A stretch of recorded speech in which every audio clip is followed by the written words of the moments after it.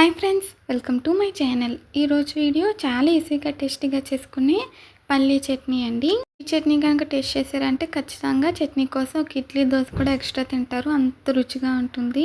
Video skip చేయకుండా చూడండి. ఇప్పుడు తయారీ విధానం చూద్దాము. ముందుగా ప్యాన్ పెట్టి కొద్దిగా ఆయిల్ వేసాను. ఆయిల్ హీట్ అయిన తర్వాత అందులోకి 1 కప్పు పల్లీలు, కొంచెం కరివేపాకు వేసి వేయించానండి.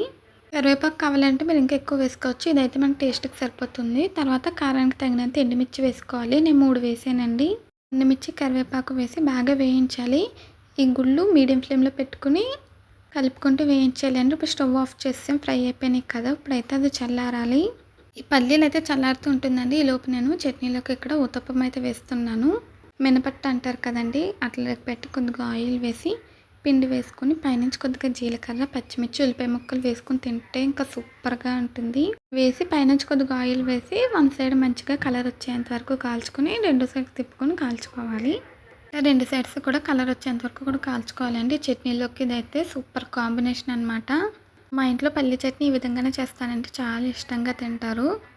ఇంకా ఉదయాన్నే క్యారేజీ టైంలో అయితే టైం తక్కువ ఉంటుంది కదండి, ఇలా సింపుల్గా కూడా చేసేసుకోవచ్చు అనమాట. అట్టు అయితే తిరిగేసానండి. ఈ లోపు మనకి ఇక్కడ పల్లీలు కూడా చల్లారిపోయాయి. వీటిని అయితే మిక్సీ జార్లోకి తీసుకుంటున్నాను. మిక్సీ జార్లో తీసుకున్నాక ఇప్పుడు ఇందులో రుచికి సరిపడా ఉప్పు వేసుకోవాలి. తర్వాత కొద్దిగా వాటర్ వేసుకుని మెత్తగా పేస్ట్ అయితే చేసుకోవాలండి. నేను మిక్సీ పట్టేసాక చూపిస్తాను చూడండి. ఇప్పుడైతే మనకి చట్నీ రెడీ అయిపోయింది. దీన్ని ఒక బౌల్లోకి తీసుకున్నానండి. వాటర్ కావాలంటే వేసుకుని కలుపుకోవచ్చు. మన కన్సిస్టెన్సీకి తగ్గట్టుగా అడ్జస్ట్ చేసుకోవచ్చు. మనకి ఇడ్లీ దోశలోకి అయితే చట్నీ కన్సిస్టెన్సీలో ఉంటేనే బాగుంటుందండి. అలాగే అట్టు కూడా ఇక్కడ 2 సైడ్స్ కూడా కాల్స్తున్నాను. ఉల్లిపాయ ముక్కలు వేసుకోవడం వల్ల చాలా బాగుంటుంది. దీని అయితే మనం సర్వింగ్ ప్లేట్లోకి తీసుకుందాము. చట్నీ అయితే రెడీ అయిపోయింది కదండి. ఇప్పుడు దానికి పోపు అయితే పెట్టుకోవాలి. పోపు పెట్టుకుంటే దాని టేస్ట్ మరింత పెరుగుతుంది అన్నమాట. పోపుని అయితే అస్సలు స్కిప్ చేయొద్దు. ప్యాన్ పెట్టి కొద్దిగా ఆవాలు, కరివేపాకు, ఎండుమిర్చి వేసానండి. ఒక ఎండుమిర్చి దీన్ని కొద్దిగా ఫ్రై చేసుకోవాలి. ఫ్రై అయిన తర్వాత ఈ పోపుని మనం చట్నీలా వేసేసుకొని కలుపుకోవాలి. మనం దీన్ని టిఫిన్తో సర్వ్ చేసుకుంటే అదిరిపోతుందండి. ఒకసారి ఇలా ట్రై చేయండి.